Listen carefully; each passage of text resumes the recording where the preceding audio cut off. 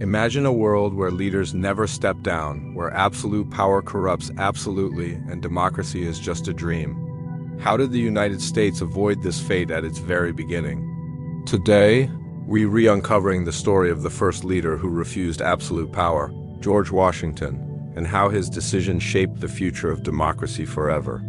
George Washington is often called the father of his country, but his greatness wasn't just about winning wars or founding a nation.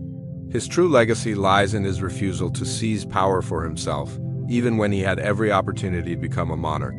In a time when the world was ruled by kings and emperors, Washington made a choice that would set a precedent for future leaders, proving that power can be wielded responsibly without dominating others.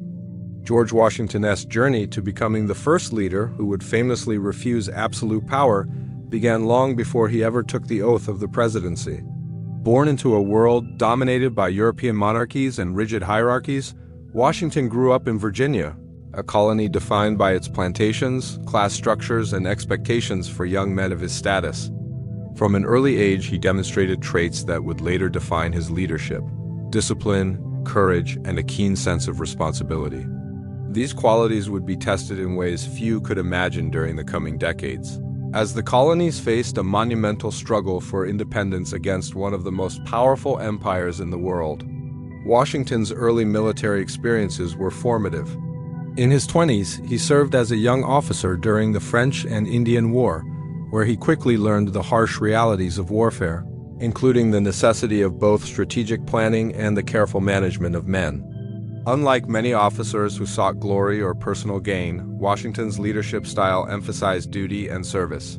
He understood that victories were not just measured in battles won, but in the trust and morale of the soldiers under his command.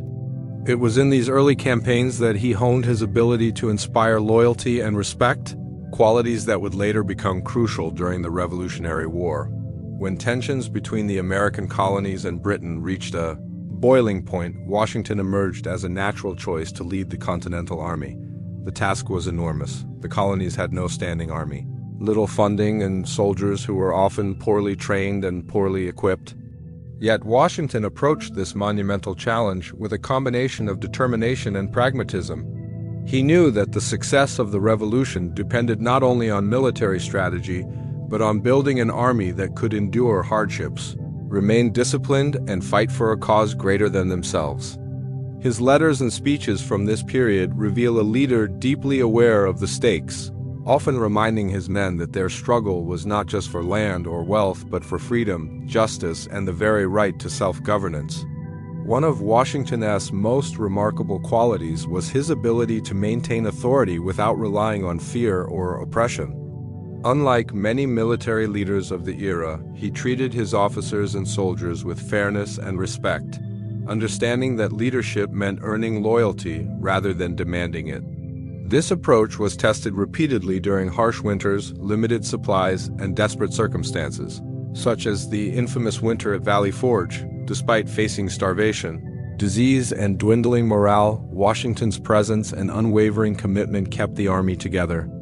His leadership was defined by resilience, patience, and the ability to inspire hope even in the darkest moments, proving that true power lies not in domination but in service to others.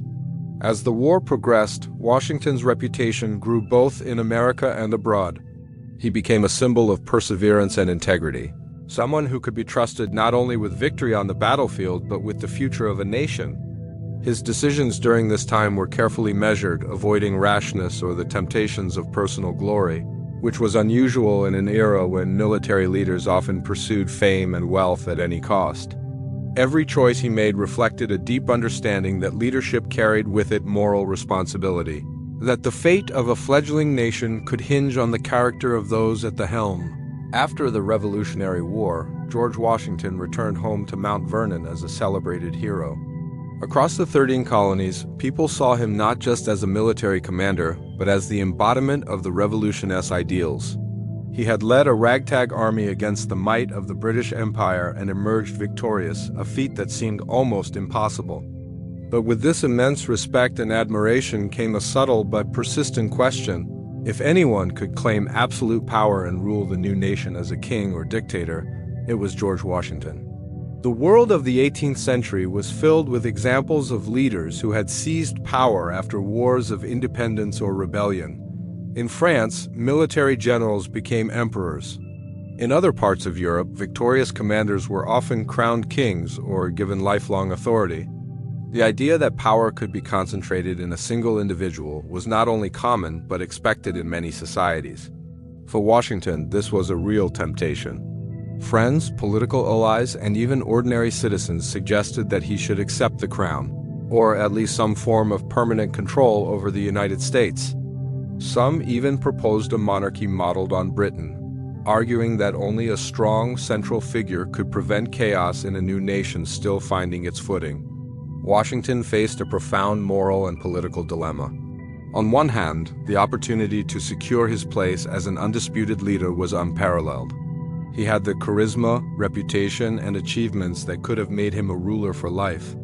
On the other hand, accepting such power would betray everything for which the revolution had been fought: liberty, democracy, and the idea that no one should hold absolute authority over others. Washington's internal struggle is a testament to his character because it was not a matter of legality or political strategy. It was a test of integrity, vision, and personal restraint. Letters and memoirs from this period reveal that Washington wrestled deeply with these questions. He understood that power has a corrupting influence, that history is filled with examples of great men who lost their way once they had the chance to rule without accountability. Yet he also knew that stepping away from power could be seen as weakness, that his decision would be scrutinized not just by his contemporaries, but by generations to come. The choice was more than personal, it was historical. By refusing absolute authority, he had the chance to set a precedent that would define the character of an entire nation. The temptation of power was not abstract or distant, it was tangible, seductive, and almost constant. Washington was urged repeatedly to accept a permanent leadership role, to wield the influence he had earned through war to shape the new government entirely in his vision. He could have established a dynasty, assured that his family and supporters held key positions, and fundamentally altered the course of history. Many military leaders in other revolutions would have done exactly that, cementing their place at the top of the new hierarchy and leaving the rest to follow their rule unquestioningly. Yet Washington's response was remarkable because he chose restraint over ambition. He recognized that true leadership was not about personal glory or eternal power. The very essence of the revolution was liberty, the principle that government exists to serve the people, not the other way around. In a world where so many had succumbed to the allure of absolute authority, Washington understood that stepping back could be more powerful than seizing control. His mind was focused not on what he could take for himself, but on what he could leave as a legacy for the nation. In December of 1783, George Washington made a decision that would astonish the world and forever define his legacy. After years of leading the Continental Army through impossible odds, after witnessing the birth of a nation, and after being hailed as a hero of unparalleled stature, he chose to lay down his power. Washington voluntarily resigned as Commander-in-Chief of the Continental Army and returned to civilian life at his estate in Mount Vernon. At a time when victorious generals often claimed kingdoms, titles, or lifelong authority, his action was unprecedented. The context makes the decision even more remarkable. The new United States was fragile, barely unified, and teetering on the edge of chaos. The Articles of Confederation were weak, the economy unstable, and the threat of political fragmentation real. Many voices, both within and outside the army, encouraged Washington to seize control and assume a position of permanent leadership. They argued that his popularity and moral authority gave him the perfect opportunity to guide the nation as an uncontested ruler. There were whispers of monarchy, suggestions that he could serve as an American king, and even proposals to model the government after the British system he had just fought to overthrow. The temptation to accept such power was real and palpable, yet Washington's response would define the principles of a new democratic nation. Washington's resignation was carefully planned and deliberate. He presented his decision to the Continental Congress in a formal address, a speech that conveyed not just humility, but a profound understanding of what leadership truly meant. He emphasized the importance of civilian authority over the military, making it clear that the army existed to serve the people, not to dominate them. By stepping down, Washington reinforced the revolutionary ideals of liberty and accountability, showing that even the most powerful figure in the country was not above the law or the will of the citizens. His words and actions sent a powerful message: authority must be temporary, and leadership is a responsibility, not a birthright. The reaction to Washington's resignation was extraordinary. News of his decision traveled across the Atlantic and beyond, reaching leaders, philosophers, and ordinary citizens alike. In Europe, where power was often seized through conquest or inheritance, Washington's voluntary relinquishment of authority was met with amazement. Leaders of the day were forced to reconsider what it meant to hold power, as Washington had shown that true strength could lie in restraint, humility, and a commitment to principle over personal gain. His choice became a model for future leaders, setting a standard for ethical governance that the fledgling United States would continue to uphold. This moment was also deeply personal. Washington returned to Mount Vernon not as a man who had abandoned influence, but as someone who understood the weight of responsibility. He knew that by stepping down, he was taking a risk. There was no guarantee that the new government would succeed, or that the fragile democracy he helped create would endure. Yet, he accepted that risk because he valued the ideals of freedom, equality, and self-governance more than his own status or security. His decision reflected a rare combination of courage and vision: the courage to give up power when he could have kept it forever, and the vision to see that the strength of a nation lies not in the power of a single individual, but in the institutions and principles that sustain it. Washington's resignation also set the stage for his later role as the first president of the United States. By voluntarily stepping away from military power, he established a precedent that would define the office of the presidency and the broader concept of democratic leadership. His actions demonstrated that authority could be limited by law and guided by principle, rather than by force or personal ambition. In doing so, Washington transformed a moment of personal decision into a defining lesson for a nation, one that would echo across centuries. After stepping down from the army and returning to Mount Vernon, George Washington could have remained in quiet retirement, tending to his estate and enjoying the recognition of a grateful nation. Yet, the young United States faced immense challenges. The Articles of Confederation had proven insufficient to hold the fragile Union together. Economic instability threatened to collapse trade and agriculture, and political divisions among the states created uncertainty about the survival of the new nation. It became clear that the country needed not just leadership, but a leader who could unify diverse factions, inspire trust, and navigate uncharted political waters. In this moment of uncertainty, the eyes of the nation once again turned to George Washington, and despite his personal desire for a private life, he understood that the country required his service. In 1789, Washington was unanimously elected as the first president of the United States, an achievement that reflected both his personal stature and the extraordinary confidence the nation placed in him. He did not seek this office for glory or ambition. Rather, he accepted it out of a sense of duty. Unlike many leaders in history who pursued power for personal gain, Washington's acceptance of the presidency was defined by responsibility. He understood that the office was not meant to elevate an individual but to serve the people, establish the authority of the federal government, and lay the foundation for a system that would endure long after he was gone. As the first president, Washington faced the immense challenge of shaping an office that had never existed before. There were no precedents for how a president should act, speak, or govern. Every decision he made, from the way he conducted cabinet meetings to how he interacted with Congress, would become a model for future leaders. Washington approached this task with the same discipline and foresight that had guided him through military campaigns. He was careful to balance authority with humility, ensuring that his influence was exercised in a way that strengthened institutions rather than overshadowing them. He avoided the trappings of monarchy, declined calls for permanent titles, and emphasized that the presidency was a position of service rather than privilege. One of the most critical aspects of Washington's presidency was his commitment to building unity. The new nation was divided along regional, political, and economic lines, and partisanship threatened to unravel the fragile union. Washington's leadership style emphasized collaboration and consensus building. He consulted widely with advisors, listened to opposing viewpoints, and made decisions grounded in principle rather than personal preference. By doing so, he established a tone of governance that encouraged cooperation and respect, showing that leadership is most effective when it is inclusive and guided by the public interest rather than personal ambition. Washington also set lasting traditions that shaped the character of American democracy. He insisted on peaceful transitions of power, the establishment of a cabinet to advise the president, and the careful observance of term limits, even though the Constitution did not require him to step down after 2 terms.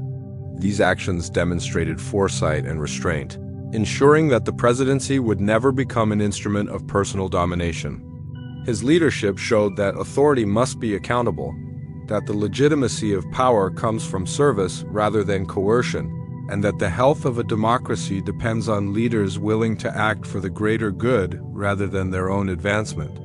During his presidency, Washington faced numerous crises, from domestic uprisings to international tensions, yet his measured approach and unwavering commitment to principle allowed him to navigate these challenges successfully.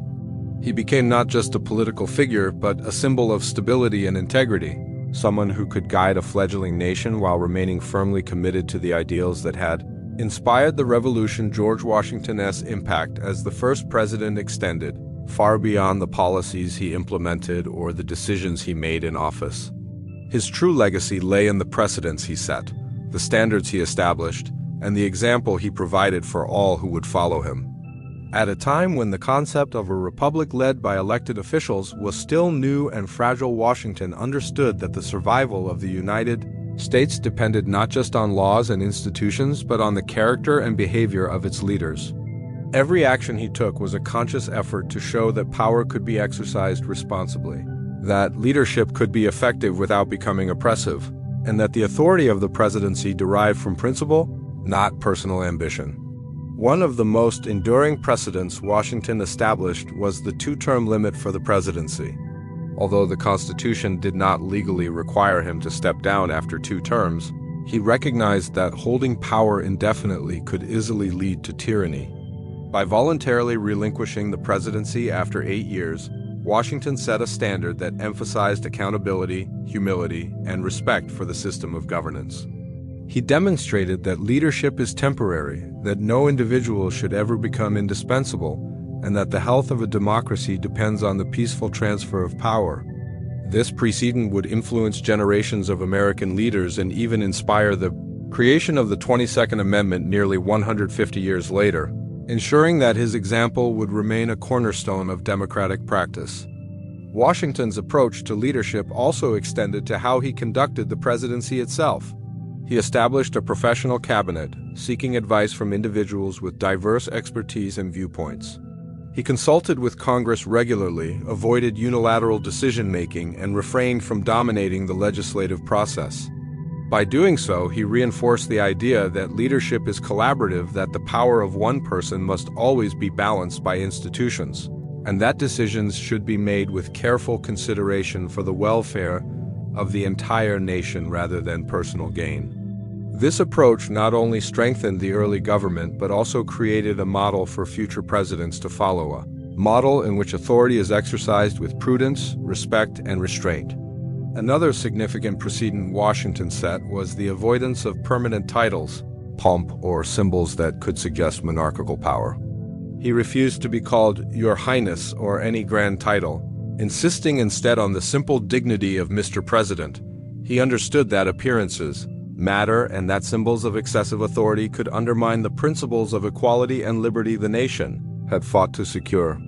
By carefully managing both his personal conduct and the public perception of the presidency, he demonstrated that leadership could inspire respect without resorting to intimidation or grandiose displays of power. Washington's example also extended beyond the United States.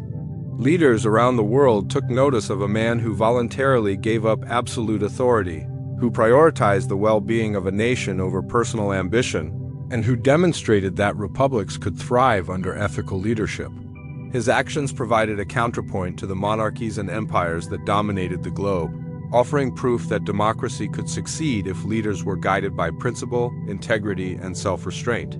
Through these precedents, Washington transformed the presidency from an experimental role into a lasting institution. He showed that true leadership is defined not by the accumulation of power, but by the wise and ethical use of it, that the strength of a nation depends on the strength of its principles and that the behavior of its leaders sets the tone for generations to come.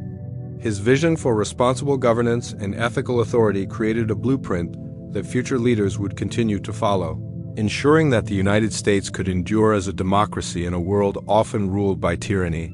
George Washington's influence on the United States extends far beyond the victories he won on the battlefield or the policies he enacted as president.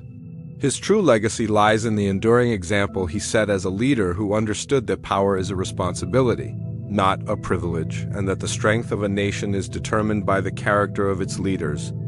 At a time when the world was dominated by monarchs and emperors who often used absolute authority to enrich themselves or maintain control, Washington's restraint and vision were revolutionary. He demonstrated that leadership could be guided by principle rather than ambition, and that serving the public interest must always come before personal gain. Washington's decision to relinquish power, first as commander-in-chief of the Continental Army and later as president, set a precedent that would define the ethos of American leadership. By voluntarily stepping down, he showed that authority should never be permanent and that no individual should place themselves above the law or the institutions of government. This act alone established a powerful moral foundation for the young republic, reinforcing the revolutionary ideals of liberty and democracy. It sent a clear message to the citizens of the United States and to the world that a government built on principle could endure without relying on fear or coercion, and that leaders could wield influence responsibly without seeking dominance. Washington's approach to governance also created the framework for the presidency itself. He established traditions such as seeking counsel from a diverse cabinet, promoting collaboration with Congress, and modeling decorum and humility in public office, which would shape the character of the executive branch for centuries. By refusing to adopt monarchical titles or seek permanent control, he reinforced the idea that leadership is service, not entitlement. These practices created stability at a time when the new nation was vulnerable, showing that ethical and measured leadership could guide a democracy through uncertainty and challenge. His legacy extends beyond structure and procedure. It is also moral and cultural. Washington became a symbol of integrity, self-restraint, and civic virtue. Citizens admired him not just for his achievements, but for the values he embodied: honesty, humility, dedication to public service, and an unwavering commitment to the common good. In a world often dominated by leaders driven by personal ambition, his example demonstrated that power could be wielded ethically, and that a single individual's choices could shape the destiny of a nation. This influence would ripple through generations, inspiring leaders in the United States and around the world to prioritize principle over personal gain, accountability over self-interest, and service over supremacy. Washington's foresight also ensured that his nation could thrive beyond his own lifetime. By stepping down from leadership roles and refusing to concentrate power, he reinforced the principle that institutions, rather than individuals, are the true foundation of governance. He created a model of checks and balances not only through the Constitution but through his own conduct, proving that respect for the rule of law and the peaceful transfer of power is more powerful than any crown or military command. His example became the bedrock of American democracy, a living lesson that would continue to guide presidents, lawmakers, and citizens alike as the nation grew and faced new challenges. Even today, over 2 centuries later, George Washington's legacy continues to resonate. His commitment to restraint, accountability, and ethical leadership serves as a touchstone in a world where the allure of unchecked power remains strong. Washington showed that the courage to step back can be as transformative as the courage to lead, that true greatness lies not in ruling absolutely, but in empowering others and upholding enduring principles. By refusing absolute power, he became more than a founding father. He became a model of leadership whose lessons remain relevant in every era, reminding us that the choices of a single individual can shape the course of history and define the character of a nation, George Washington's life and leadership offer a lesson that resonates far beyond the 18th century. From his early days as a young officer learning the harsh realities of war to his unwavering guidance of the Continental Army through the Revolutionary War, he demonstrated that true leadership is built on discipline, courage, and a commitment to a cause greater than oneself. Even when faced with the extraordinary temptation to seize absolute power, he chose restraint, proving that greatness lies not in domination but in service. His voluntary resignation as commander-in-chief stunned the world, showing that a leader could relinquish authority for the good of a nation. Later, as the first president of the United States, he transformed the fledgling office into a model of ethical and effective governance. Through his careful balance of authority and humility, he established traditions and precedents that would guide every future leader of the nation. Washington's insistence on collaboration, accountability, and voluntary limits on power set the tone for a government built on principle rather than fear or ambition. Perhaps his most enduring legacy is the moral example he set. Washington demonstrated that leadership is not about personal glory, titles, or lifelong authority. It is about responsibility, service, and the courage to put the nation above oneself. By refusing to become a king or permanent ruler, he ensured that the United States could grow as a democracy, with leaders held accountable to the people and power always subject to law and principle. His example became a foundation for American democracy and a beacon for leaders around the world, showing that restraint and ethical decision-making can shape the destiny of nations. In the story of George Washington, we see a leader who could have had it all: absolute power, fame, and a legacy of personal dominance, but chose instead the harder path of humility, vision, and service.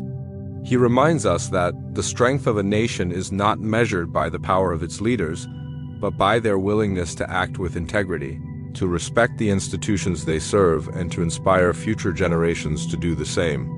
Washington's life is a timeless testament to the idea that real leadership is defined not by the authority you hold, but by the choices you make when no one is forcing you to act.